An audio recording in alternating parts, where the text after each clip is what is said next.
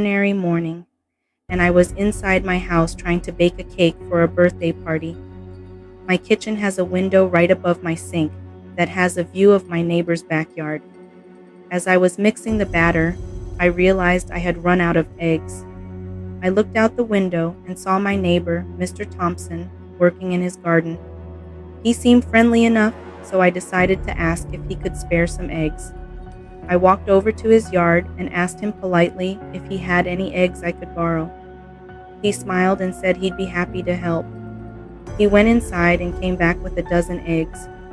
I thanked him and returned to my house, relieved that I could finish my cake. Little did I know, this simple request would lead to something far more disturbing. The next morning, I found a basket of eggs on my doorstep. There was no note, but I knew they were from Mr. Thompson. I thought it was a kind gesture and took them inside. However, the day after that, there was another basket, and then another the day after that. It was starting to get weird. I didn't need that many eggs, and it felt like he was watching me. One evening, I noticed movement outside my window. I looked out and saw Mr. Thompson standing in his backyard, staring at my house. His expression was blank, and it sent chills down my spine. I closed the curtains, trying to shake off the uneasy feeling. The egg deliveries continued, but now they were accompanied by notes. Enjoy the eggs. Hope you're baking something delicious, and just making sure you have enough. I was creeped out but didn't know how to confront him without making things awkward. I decided to return the baskets to his porch, hoping he'd get the hint. That night, I heard noises outside my kitchen window. I peeked out and saw Mr. Thompson standing there, holding another basket of eggs. He was just staring, not moving. My heart raced as I quickly locked all the doors and windows. The next morning, the basket was on my porch again. I started to avoid him, going out of my way to not be seen. But he always seemed to be there, watching. One night I woke up to the sound of breaking glass. I ran to the kitchen and found Mr. Thompson trying to climb in through the window. I screamed, and he ran off into the darkness. I called the police and they came to investigate. They found him hiding in his house, surrounded by baskets of eggs. He was arrested and taken away. I later found out he had a history of obsession and had done similar things to others in the past. This scary event left me traumatized. I couldn't sleep for weeks, always fearing he might come back. I've since moved to a different neighborhood, trying to start over, but I'll never forget how a simple request for eggs turned into a nightmare. I will never ask a neighbor if I can have some eggs again. Every morning I would go for a hike. This day felt out of the usual. Not many people were there, which was strange because the trail was usually busy with joggers and hikers. I shrugged it off, thinking maybe it was just an off day for everyone else. As I started my hike, I noticed how quiet the woods were.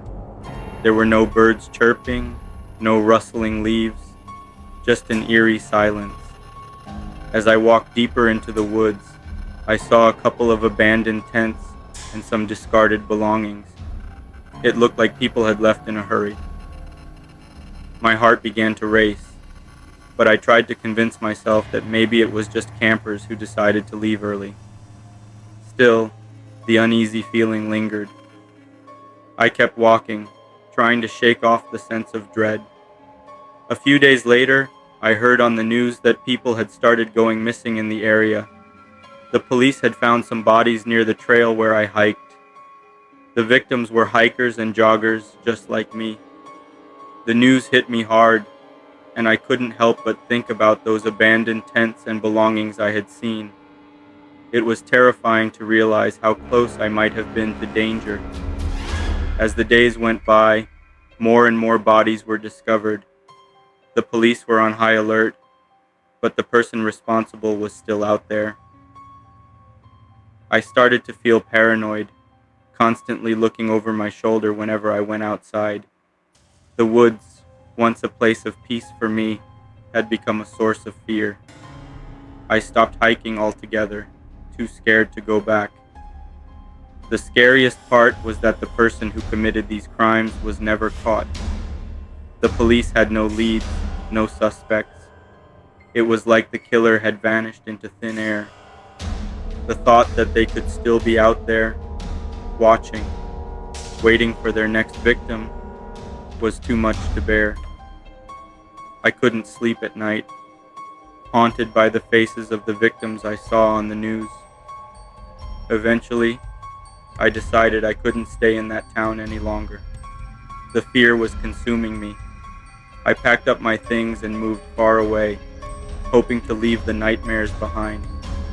It's been a while since I left, but the memories still haunt me. Every time I hear about a missing person or an unsolved crime, I think back to those woods and the terror I felt. I'm just glad I wasn't a victim, but the thought of what could have happened to me if I had been on the trail at the wrong time still sends shivers down my spine. The person who caused all this horror is still out there somewhere, free to strike again. It's a chilling reminder that sometimes the scariest things in life are the ones that remain unexplained and unresolved. This experience left me traumatized and always on edge. I've learned to be more cautious, to trust my instincts, and to never take my safety for granted. The woods, once my sanctuary, are now a place I'll never return to. The fear and uncertainty have changed me forever.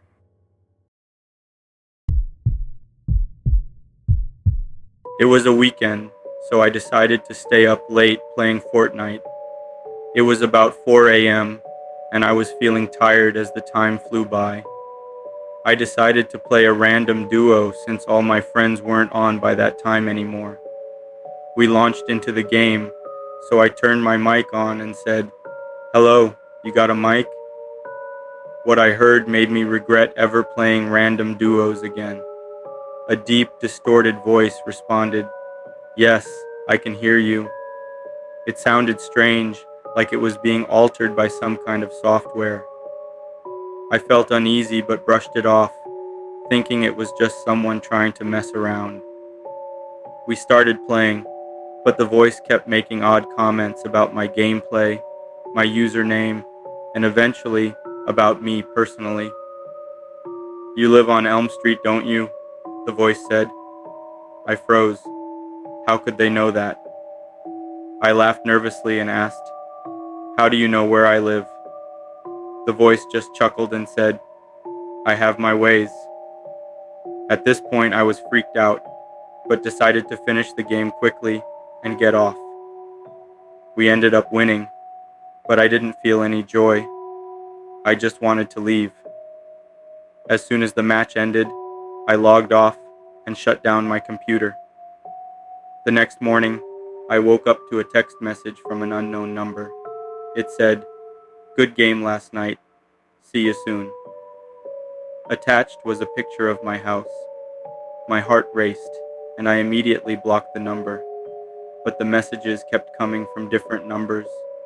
They were all similar, with pictures of my house, my street, and eventually pictures of me through my window. I contacted the police and showed them the messages.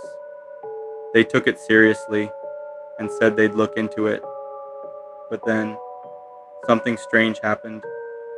The next day, all the messages and pictures were gone from my phone, like they had never existed. The police couldn't find any trace of them either. It was like someone had hacked my phone and deleted everything. One night, I woke up to the sound of my phone vibrating. I had received another text, this time a picture of me sleeping. I looked around my room but saw nothing out of place. The idea that someone had been in my house while I slept made my blood run cold. I installed security cameras and changed all my locks, but the messages continued. The stalker was never caught. They always found a way to delete the evidence before the police could do anything. I moved to a new place, changed my phone number, and even stopped playing Fortnite for a while. The fear of being watched and stalked has stayed with me ever since. I never play random duos anymore, and I'm always paranoid about my privacy. This experience changed my life forever. I still don't know who it was or how they managed to get so much information about me. I'm just glad I wasn't harmed physically, but the psychological scars remain. I'm constantly looking over my shoulder, always afraid that one day the stalker might return. It's a nightmare that I can't seem to escape.